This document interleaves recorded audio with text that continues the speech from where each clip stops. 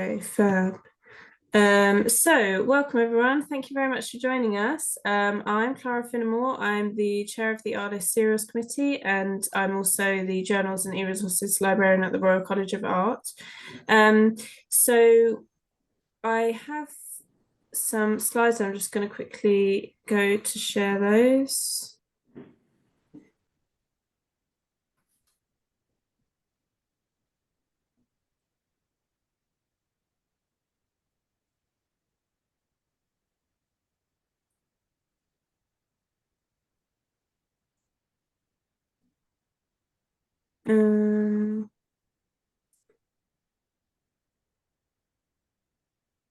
Just occurred to me.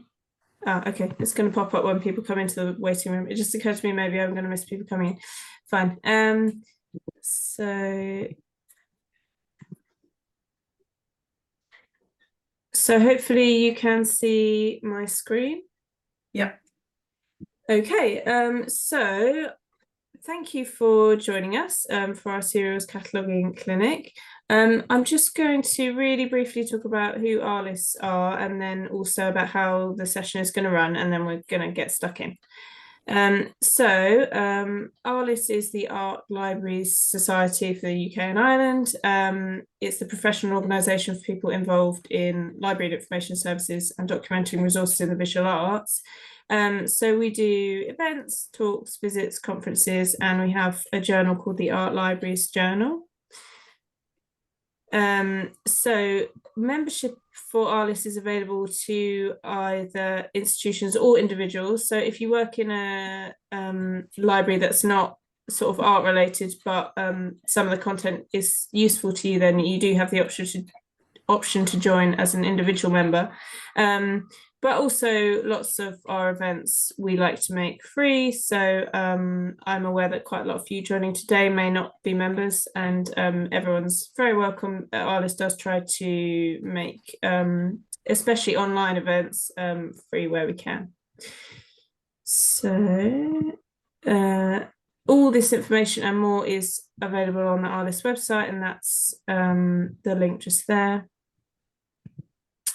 So today, the plan is, we've had a lot of questions. Thank you for, so I'm just omitting some more people. Thank you very much for submitting those ahead of time. So what we have done is group them sort of roughly into topics, so that as we go through, we'll address each topic in turn. So if you want sort of more clarification on anything specific, or you want to ask some more questions that are sort of related to that topic, then do ask them in the chat as we go along, and we'll try and keep an eye on that and sort of pick those up while we're on the right sort of topic. And then at the end of each topic, we'll also give you an opportunity, if you wanted to share your screen to ask a question or unmute your microphone to ask a question, then we can do that as we go as well. I've said that captions have been enabled, but now I've just realized possibly I haven't done that. So let me, after I've passed over, that's the first thing I'm going to work out. So I don't want to hold up everyone now. So I think that was the last thing from me, and then I'm going to pass over to the panel to introduce themselves. So Lluis, should we start with you? Yeah, absolutely. Good afternoon, everyone. Nice to see you all here.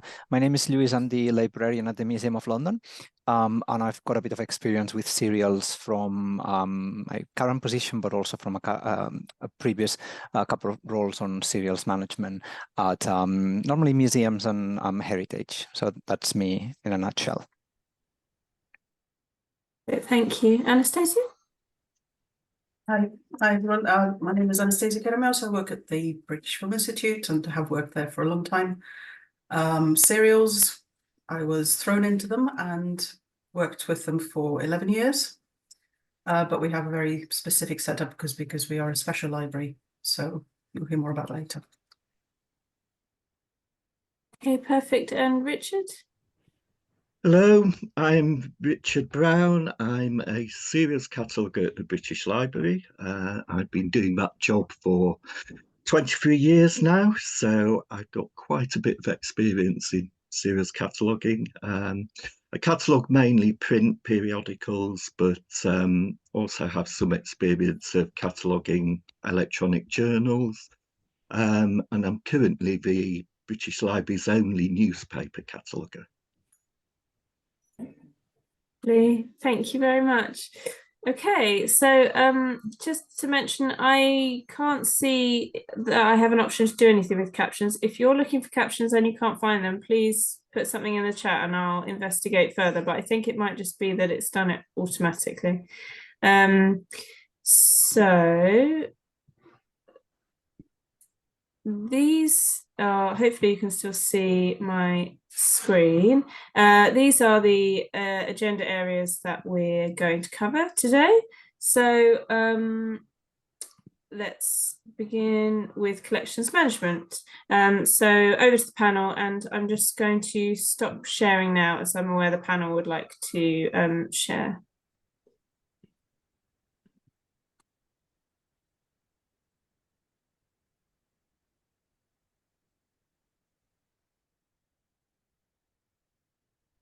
So it's fallen to me to describe what a serial is.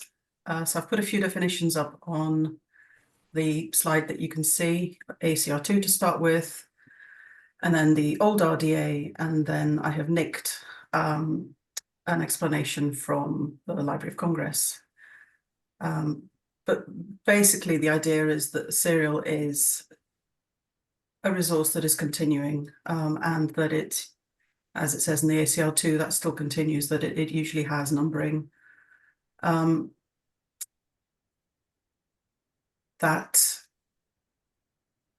It has, parts, and no predetermined conclusion. That's the important thing for RDA. And with official RDA, the new RDA, the explanation on the right, as you can see, there's been a change. So they used to call it serial. You can now have a serial work. However, it's now called diachronic works, are what effectively are serials. And mode of issuance is important because you either have a single unit or a multiple unit. And diachronic works, they just go on and on and on. So when somebody asks me what a serial is, pretty much everything seems to be a serial to me, but that's probably because I was a serials librarian. But it's the plan, the extension plan that's really important in terms of RDA. So this came up with one of the questions that was asked in advance as to how you decide what is and isn't a serial. In my experience, and I'll pass it over to the other panelists, in my experience, each library has their own definitions, and even within each library over the years, you'll find that, for example, we have this, that something has been treated as a serial in the past, and yet you'll find issues which have actually been catalogued as books. So when you're talking about older collections, you may find things that are a bit off, a bit weird. So I hope that helps. I'll stop sharing now.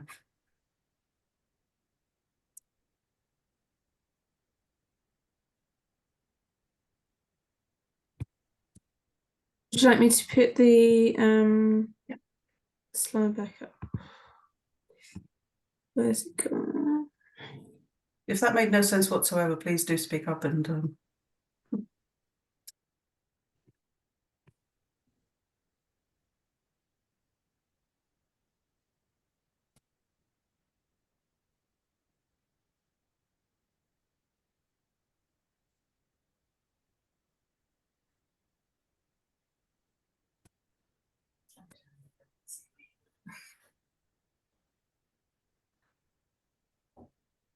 I'll look into the next point if that's all right. So we've added on under collections management the idea of bibliographic data versus holdings, and that's because some of you were asking about best practices on recording item copies, so those holdings that your library might have, and we thought it would be a good idea to have a brief discussion on what goes on the bibliographic data which we would look at the next point under basic cataloging, and then holdings. And this really depends on your library management system, but normally those would be two different setups where the bibliographic data might be added following your standard cataloging rules like Mark 21 or RDA, etc. Whereas the holdings, the design, and the way that you enter them might depend on the interface design of the LMS that you're using. And it's on that side, on the holding side, where you can specify data that relates directly to your own collection. So missing copies, or the length of the holdings that you've got, or how many holdings, how many runs, and the location of those holdings. Whereas remember that at the bibliographic data aspect, the data that goes there relates directly to the publication, to the title that you are cataloging. So, for example, something that sometimes might be confusing, not only to the librarian but also especially to the reader, the library user, is that under bibliographic data you enter the publication dates of that title, starting volume 1, issue 1 in a given year. And then you might want to close that at some point, but on the holdings, you will actually record the length that your library holds, regardless of the publication dates of the publication. So those two things might get a bit confusing for the library, the person browsing the library catalog. Can I just say at this point that for us, we haven't actually recorded the publication dates of a serial. What we've always recorded is actually the holdings only. So this is my point about it's very individual to each library. Yeah, absolutely. I imagine that we will always find local practices and local preferences. Yeah, absolutely. And also now that we're moving to RDA, we have the work, expression, manifestation, and item structure within our LMS. So according to the RDA, everything that is for the holdings should be in the item, except some bits are actually in manifestation as well, but it gets complicated. It's serials.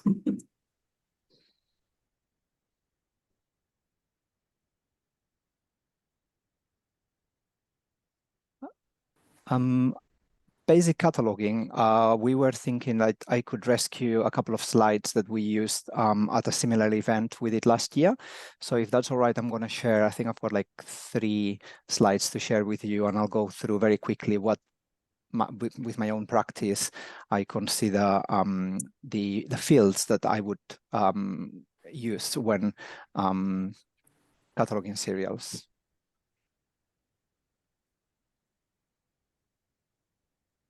Right, so I would divide the areas to work on 2 sides. Oh, sorry, I've got the questions here. The fixed fields, which you've got here sort of like listed on those ones that might be required for serials material. Then most importantly, the variable fields. You can see on the left-hand side the template of a record, that the one I would use in order to start cataloging from scratch a serial. And what I'm going to do, I'm going to go through very quickly all the fields that I consider not necessarily core, but necessary to have a healthy looking, easy to understand record. So of course, you might want to record the ISSN on the 022 field. Then obviously between the 022 and the 310, you would have your standard fields on to do with the title of the publication and authors and institutions behind the publication, of course. But then the next one, which is specific to serials cataloging, could be the 310 for current frequency, 321 for former frequency. So again, you can record when frequency has changed at some point throughout the history of that publication. 362 for dates of publication, as we mentioned before, rather than the holdings that your library might have. Here's where you actually put when the publication was running from volume 1 to the end of the publication. Numbering peculiarities, so that's a good field to use when you want to explain that numbers have changed. Maybe the format has changed, has gone from Roman numerals to Arabic numerals, or maybe it's been split into smaller parts, etc. Source of description is also commonly used. And then obviously you've got your subject headings, 600, 610, 650, 651, etc.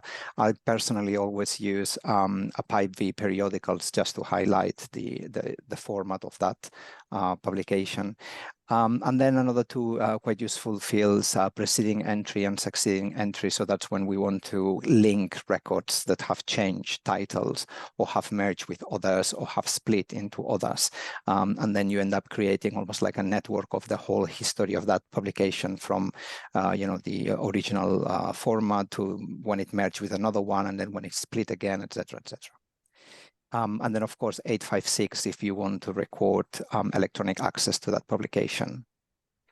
And I think my next slide is just an example of how the template looks from the cataloger's point of view, with all the data and all the fields that I just mentioned, and then how it looks on the library catalog. But that's very specific to the LMS that we use.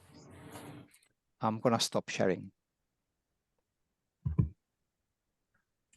Our next topic, I don't know if anyone wanted to say any more about the required elements, but where check-in was next. So I don't. Oh, sorry. You go. There's a comment in the comments to see one of the slides again. Sorry about that. Shall I just share again? Yeah.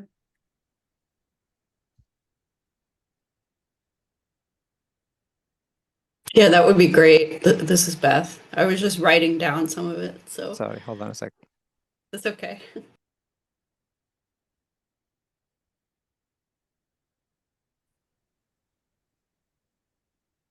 There we are.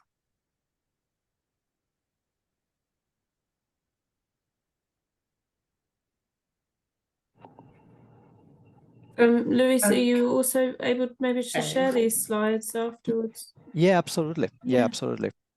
Can I just say that for us, RDA, it doesn't really offer, it leaves much to the individual institution to decide how they catalogue.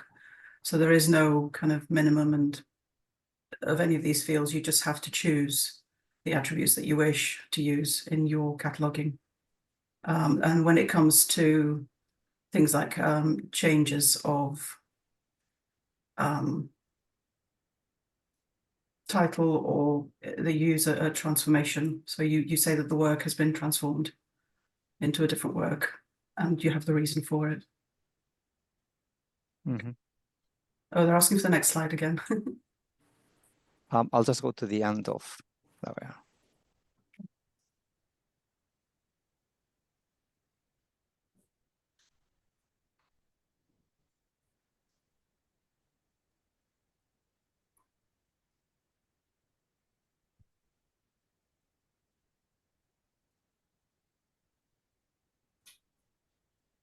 Richard, are these fields the same for you?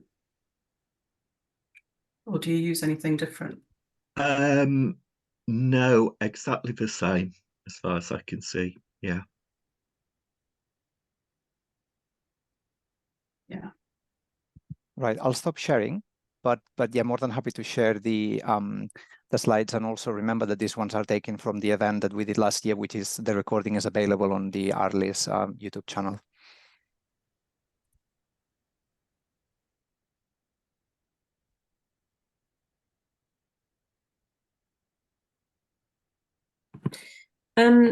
So I can share again, but the next section was check-in and prediction. So actually, Lluis, I don't know if you had something you wanted to share on that, or I know that's one that's very individual to the system that you're using. Yeah, checking in and predictions, it could be a slippery slope or actually really good fun. It really depends on how much you like impossibles. But it really depends on each LMS and on how it's been designed and how easy it is to record data such as, say, year of publication, volume number, you know, also all these sorts of like data that the issues might be broken down. Some journals are very straightforward and they come out once a year. So that's the volume, you know, volume 27 for the year 2023. But then others might have a season or a month and then a number, etc.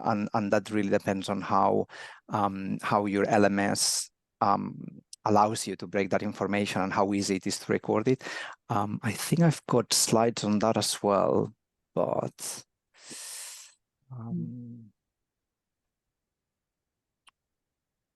yeah, I think that the tricky bit is to actually work out the formulas on how to record that. And then there's a lot of trial and error when doing checking-ins and predictions. And probably the best thing that one can do, at least that's what I do, is just try see if once you've created a formula, if when the LMS creates the list of predictions, see if that's actually similar to what you expected. And if it's not, it's just probably just a matter of go back one step and try to fiddle around with the data you've entered. Maybe the date is wrong, maybe the format of the date, maybe it needs to be an American order rather than the rest of the order, or you know, maybe that's just sometimes just one little detail, say that maybe the publication comes out as a spring issue, but you've added quarterly divisions rather than seasonal, and all these little things will have an implication on the checking in and the predictions. I find it to be one of the most frustrating parts because the predictions never work how they're supposed to work. Well, very occasionally if something is really regular, but the thing about serials is they're serials. So they're mostly irregular, and publishers, you know, if you're dealing with academic serials, they tend to be more regular in my experience, but not always. And obviously they change frequency. COVID helped with that. So keeping up with these changes as a serials librarian is really difficult. It takes a lot of time. I don't think there's any way to work around it. We're currently looking into how we can improve our predictions so we can make our claims a bit easier. We don't have the answer yet, though. If anybody has the answer, though, please say. I've got the same problem then, so I don't bother to take any notice of it. Sorry. I'm so disorganised. Thank you.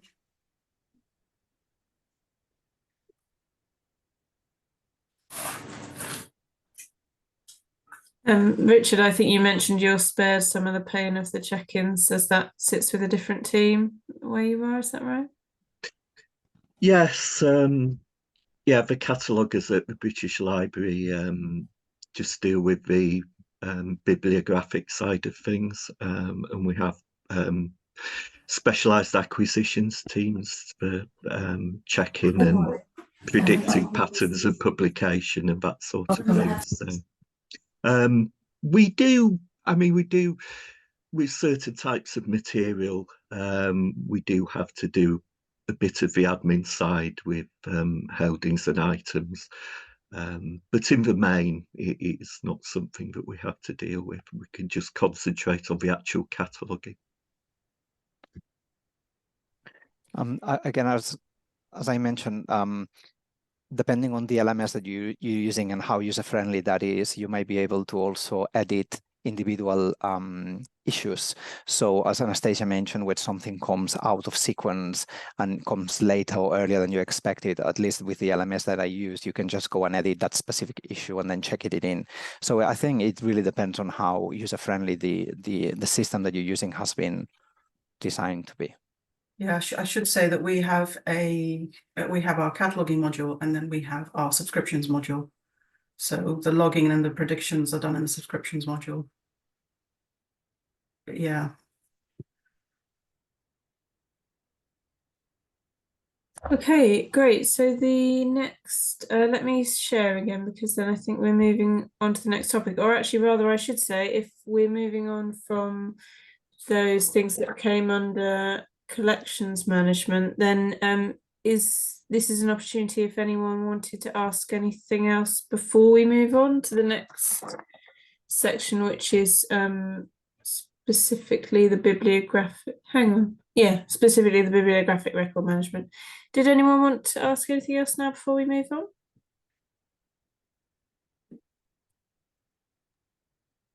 Everyone's happy with what a serial is?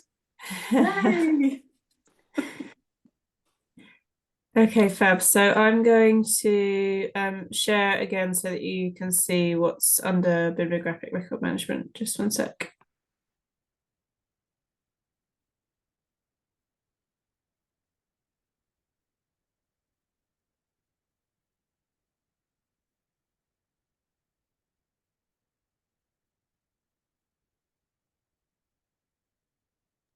Okay.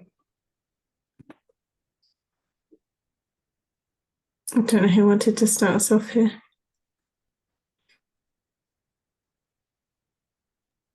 I think that the panel discussed that, for example, print versus electronic might really depend on local practices as well. And sometimes one has to, which is what I've done in the past in the type of libraries I've worked for. We have put the user experience at the front. So although it's probably best practice to have different records for print versus electronic, in order not to confuse our audience, which usually would already get very confused with anything that is electronic, being used to print publications most of their life. I personally prefer to have the print and the electronic access or data under one single record. But this is purely so someone that goes to the library catalog and types that title, they only find one and they don't get confused why there's several, or maybe how come, you know, they might not miss a second record for the electronic. But that's purely with the user in mind, in my case.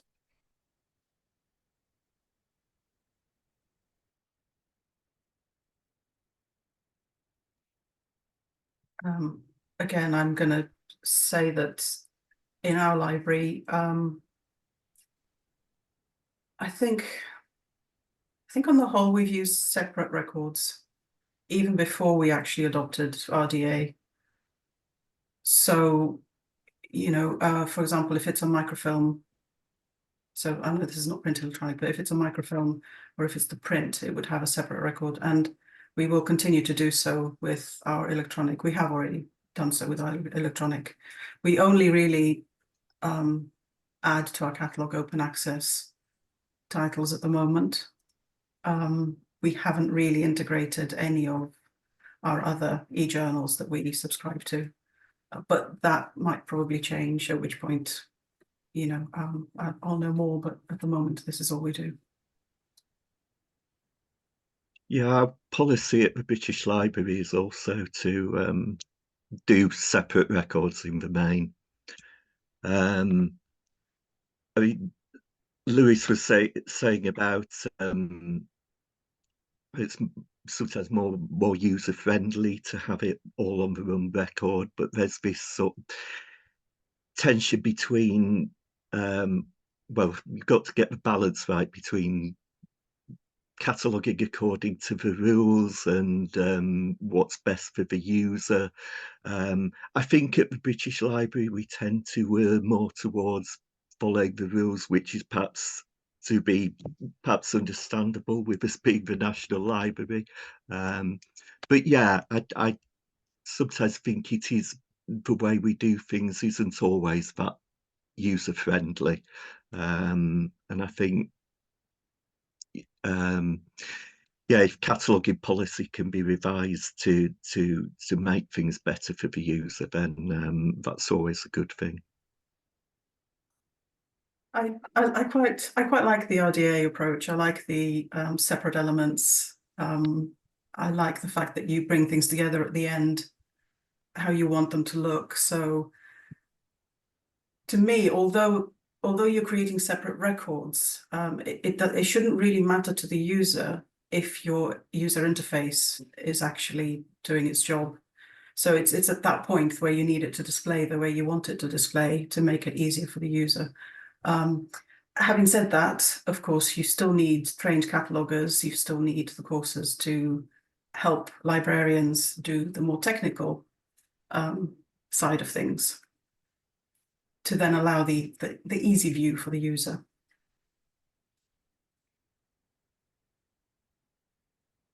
So, have we covered print versus electronic?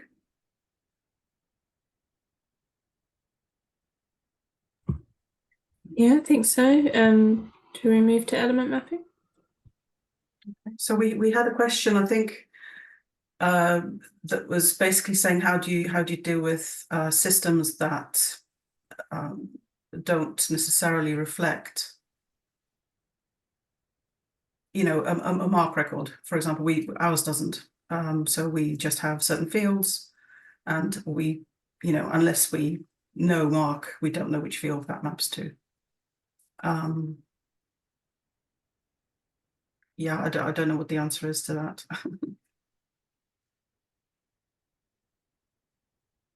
Other than you have to know your standards and, you know, adapt for each system, as Lluis said earlier.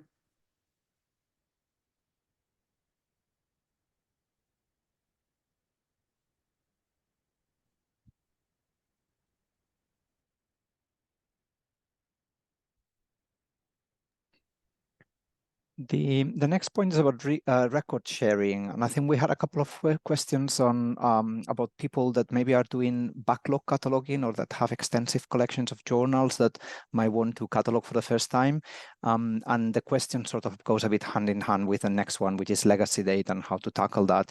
And the panel discussed this. You know, some libraries might have the possibility of downloading records from other institutions, which is always good. You know, it's a source of usually good quality records, which of course you might want to assess for quality and also edit to your local standards. But it is a great way of, for example, if you were to find a new set of journals that have never been catalogued, download the records from maybe one of the universities, from the British Library, etc., edit it to your own standards, and then just add your holdings. And it's not such a daunting exercise. I mean, it's obviously easier said than done, but it does still require quite a lot of work. But it is a possibility to speed up the processes, and make available electronically those titles that until then had not been catalogued. And as we know, if it's not on the library catalog, it technically doesn't exist for the library user. And the same with legacy data. If you do have records for a big collection of journals that need updating, a good way is probably getting the extra data from places like Library Hub. You might remember SANCAD. Back in the day, we used to go to SANCAD to get information on journals. That no longer exists. And it's now part of Library Hub. So you can still refer to someone else's records without downloading and just getting extra information from someone else's collection. Hopefully that covers record sharing and legacy data. Yeah, I think legacy data, there was a question about also how you clean up your data, how you work with your data. And I guess there are specific tools out there people can use. So MarcEdit, that includes some bits on RDA as well. But I don't know if people have heard of library carpentry. It's a really, really useful training, and it's free. I can put it in the link. I'll put it in the link for people, but yeah, it's really useful, showing you the technical side of how to deal with data.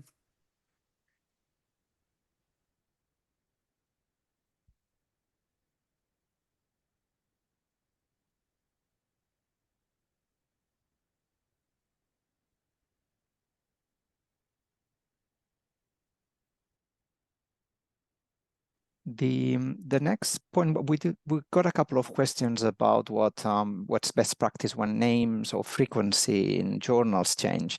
And again, this would probably fall a bit under a mixture of best practices versus local practice. And I do wonder, for example, in my case, it really depends on how much the name of a journal has changed. The frequency changes can definitely be recorded within the same record, so that wouldn't worry me too much.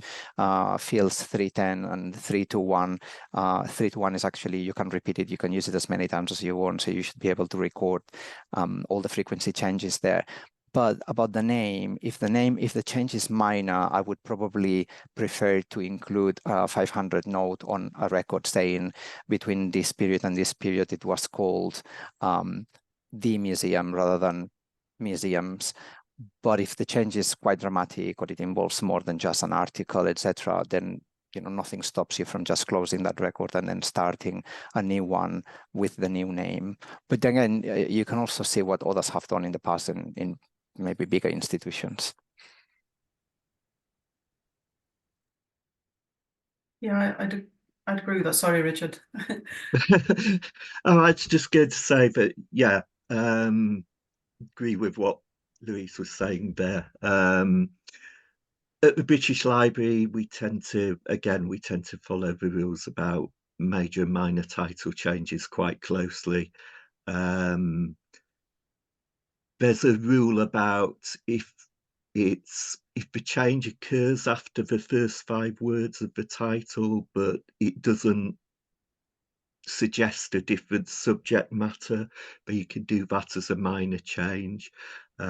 Usually also if it's just a change in a change involving the name of the type of publication, so like if they add the word journal or newsletter or something like that, that would be classed as a minor change, and we do accommodate that in a mark 246 field with a note and yeah, the dates of the change. I have to ask actually, since, sorry, I get to ask the question too. Do you document, where do you document these policies? And is that something that you share? On the RDA, there is, Yeah. I think under the tools section, there's a British Library serials workflow. I don't think it's been updated for a while, but that is the most public example of what we do at the British Library. Right, thank you. It would, yeah, I'm sure it would be useful to other libraries to have a look at that. I did a slide for the RDA, and if the frequency changes, significant difference, or if the ISSN changes, then you definitely have a new record. For the title, it's as you say as well. And then if the author has changed, and then there's all kind of other transformation types, any transformation meaning change. So it would be a case of just going through. Sorry, I've just seen a chat question. Keeping up to date with serials cataloging changes if you don't have access to the toolkit. We'll come back to that in the RDA section. Let's do that. I was actually just about to say, we're moving on, I believe, to the RDA section. If we're if we're finished here. So yeah, I think that's coming next. Oh, sorry, I can just see someone's raised their hand. Yes. Hello. My name is Hiya. It may be covered in other sections, but just in case it's not, so I thought it's just bring up this question and that I would like to ask everyone here. I think there's 2 layers of my question. The first layer is, for a run of periodicals, journals, there's always a specific monograph, like a run of periodicals, and then you have a specific issue on a specific title or themes, and maybe library will treat it as like a book, a monograph, although that's part of the run of the sequences. My first question is, how do you deal with this sort of monograph within a series? If you do so, how do you make the relationship between this monograph and the serial one? So, yeah. Is that something we were going to come to next? Yeah. Oh, right, I see. So okay. That's yeah, that's all right. We've got because I'm just not quite sure whether that will be picked up at certain points. And yeah. Yeah, Yeah, no, thanks for checking. It's everyone's favorite nightmare. So we've got a section towards the end about oddities, okay, right, and we cover monographing series there. Okay, great. Okay, sorry. No worries. Brilliant. Okay. So yes, we are coming to that after RDA. I am aware that time is getting away from us slightly. We're about 22 at the moment. So let's move on to RDA. Sorry, if I can share my screen, Clara. I will.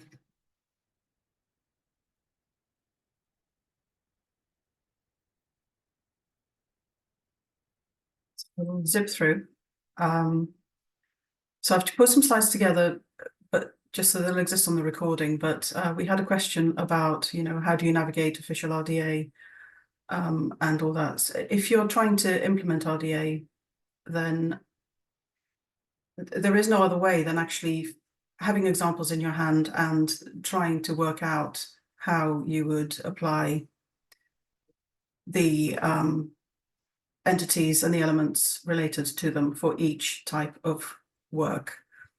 And then, as we've already discussed, the boundaries. So when do you create a new record? There are the levels of description as well, which you have to decide at the beginning.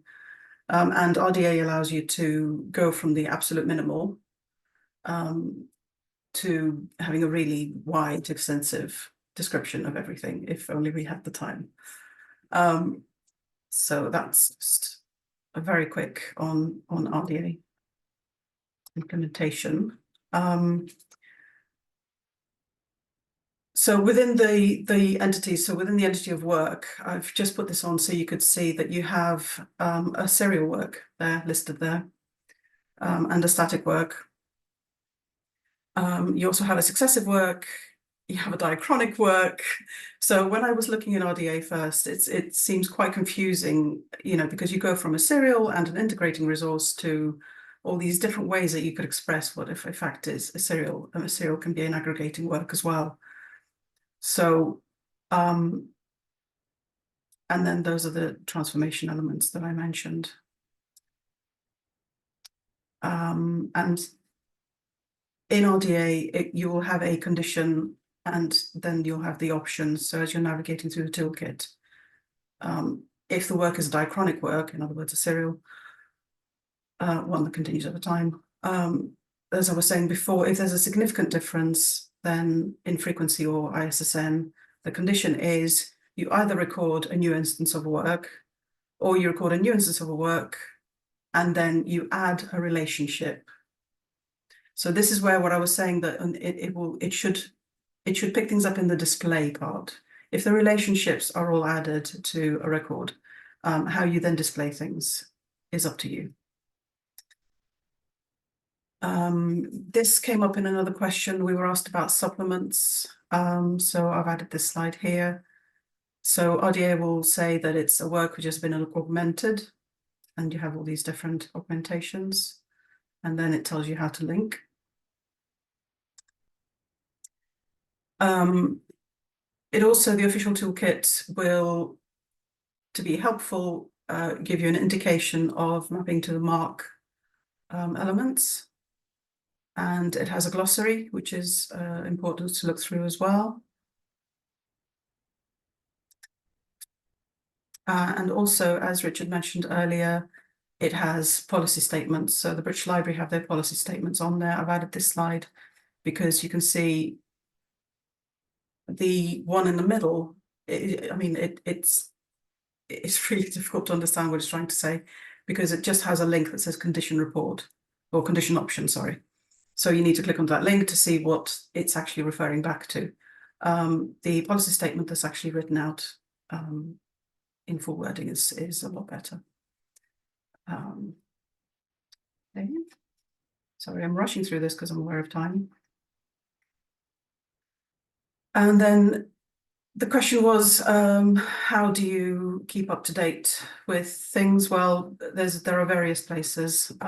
RDA registry is effectively all the elements and the entities from RDA, and you can access them online for free.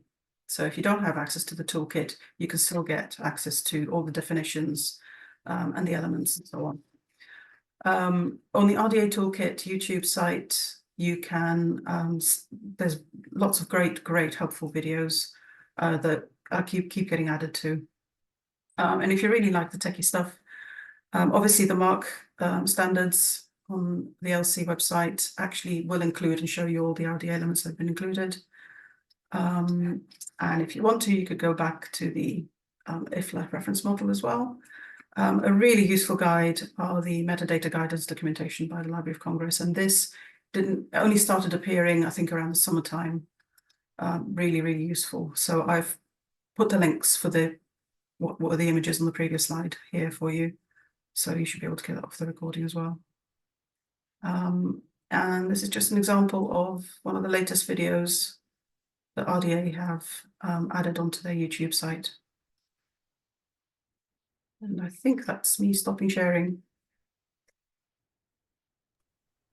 Amazing, thank you. So then we'd also got RDA and MARC as our next. I think, Lluis, you said you were going to, or you have already. Yeah, I think I'm conscious of time, so I think I'll probably leave it there because we've covered MARC 21 fields on those slides I shared before. Unless there's any questions about working with those two systems together. Okay, fab. So yeah, pop it in the chat now, or put your hand up if you'd like to ask a question about that. But otherwise, we'll move on. And the next one was on to our sort of more specific examples. So I'm just going to share the list.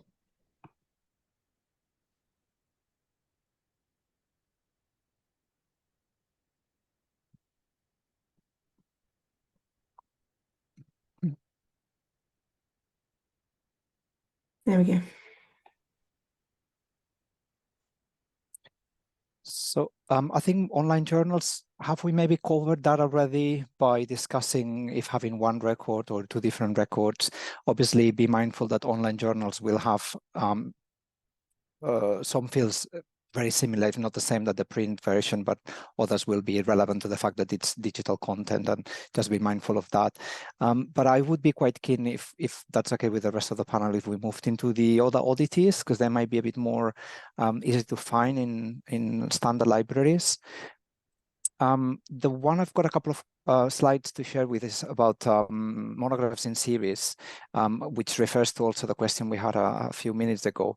And that's when like each different volume from a serial publication is dedicated to a specific monograph. So if that's all right, I'll start by sharing those the two slides I've got.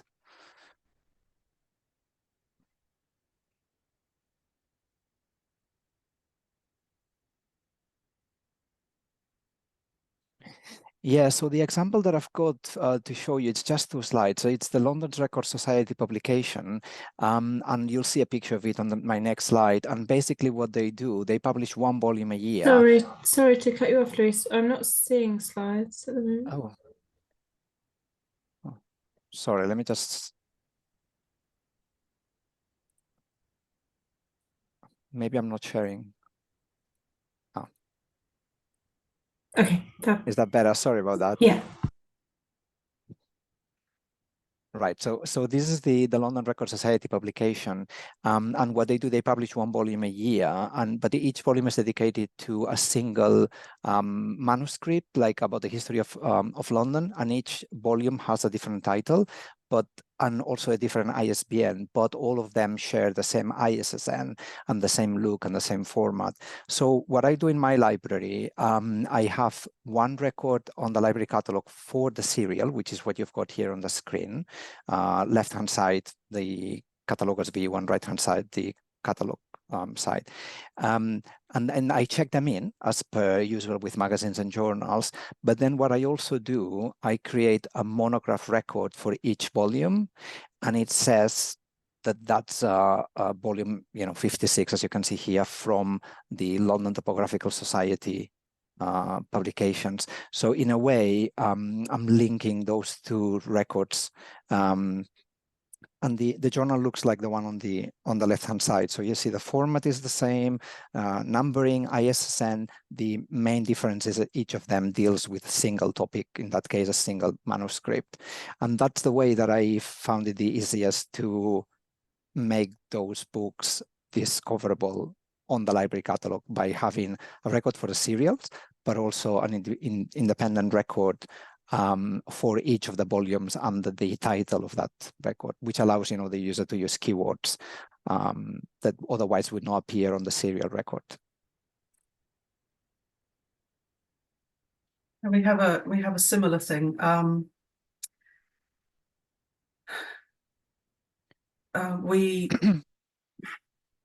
The problem with us is when it comes to the OPAC, to the public interface. So we catalog to individual issue level.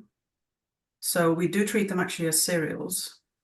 And then the individual issue has, because they do have the ISSN and also the ISBN, so we do exactly like Lewis there. If we treated the individual issue as a monograph, then we would have to, so at the moment we don't give subject headings to our serials, but for books we do. So we would have to assign subject headings and assign a shelf mark and file it with the books. So hence we treat them as serials. And on the staff side, you can see the individual issues. Unfortunately, currently on the public side, you can't. So that's a little bit of a problem when it comes to discoverability. However, I'm hoping that at some point, we will be able to make that work for us as well. So there's a couple of questions on the chat. So yes, I do barcode I give them, well, actually, no, not in that case, no, because they are reference only, being part of a serial, but they do have a unique ID, but which is not then used by the user because they cannot borrow those items.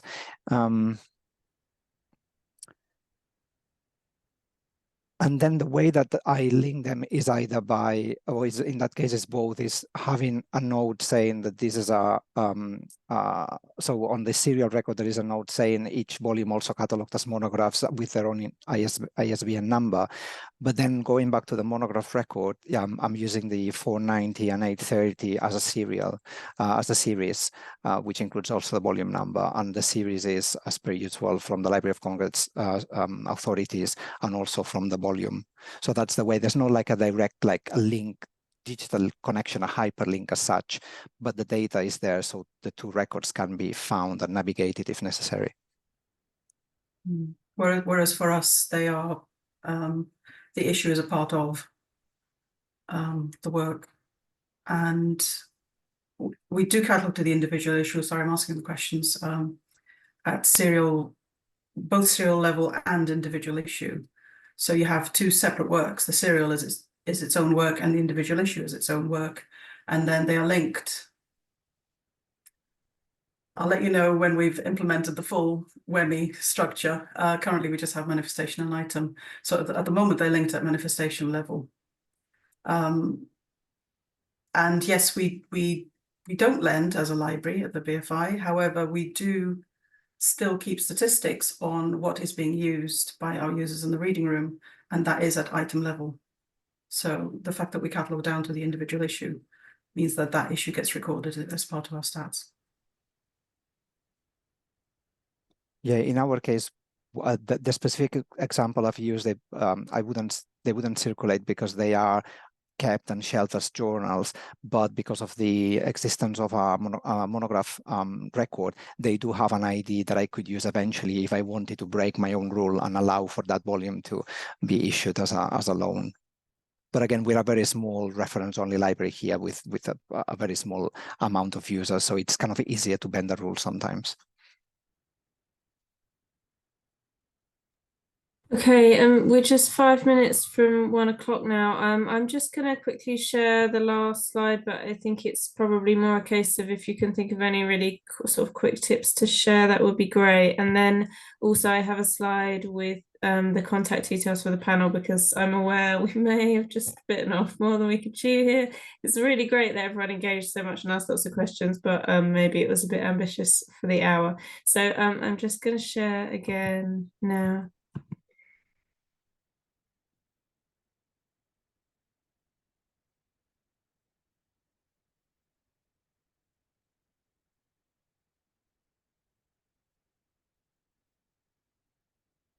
Yeah, so those were our last couple of points, but I don't know if there's anything that we can even tackle here in 3 minutes.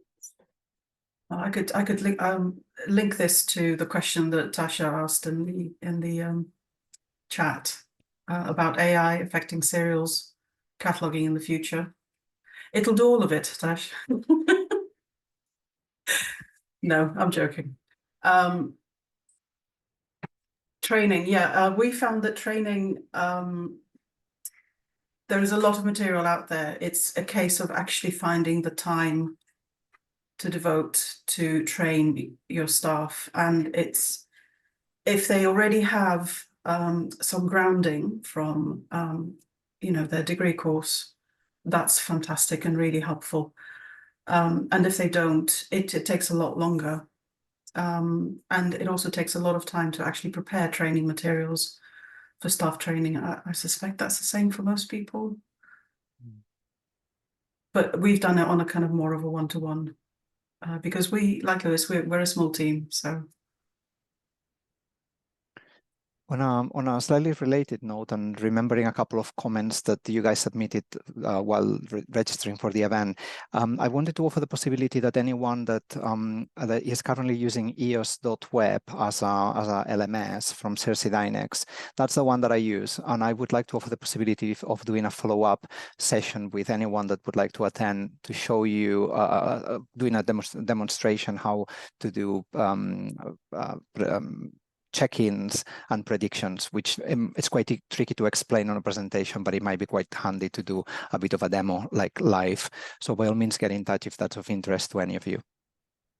And I'd say the same for Axial Collections, which is the system we're using. I'm always happy to share and to learn from others how they use theirs.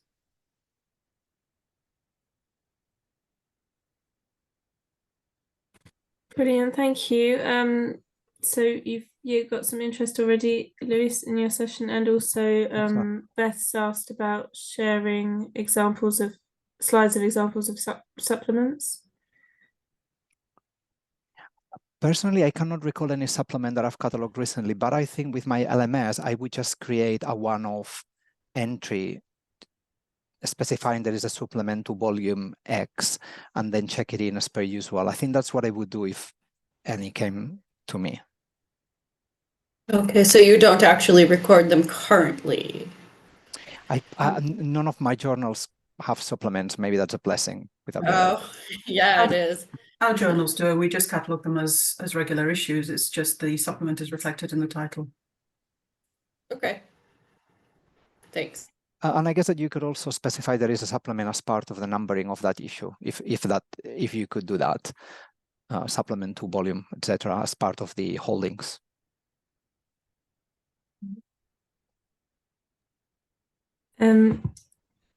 Right, so I'm just I'm aware that people might have to dash. So here are the contact details for Lluis, Anastasia, and Richard. Thank you so much for your time. And I'm really sorry to anyone who we didn't quite get to their question, because as I mentioned, it was just a lot to cover. So thank you so much for engaging with the session and registering, and I'll email around a feedback form, and please do let us know in that what you would like more in-depth follow-up on, because then that will help us for planning for next time, and maybe we can just split it out a bit more and do a few sessions on things that people would like a bit more in-depth, so that it's not such a rush next time. But thank you very much for joining us, and yeah, look out for that email with the feedback, and also I'll share the recording when it's available. Thank you very much. Thank you.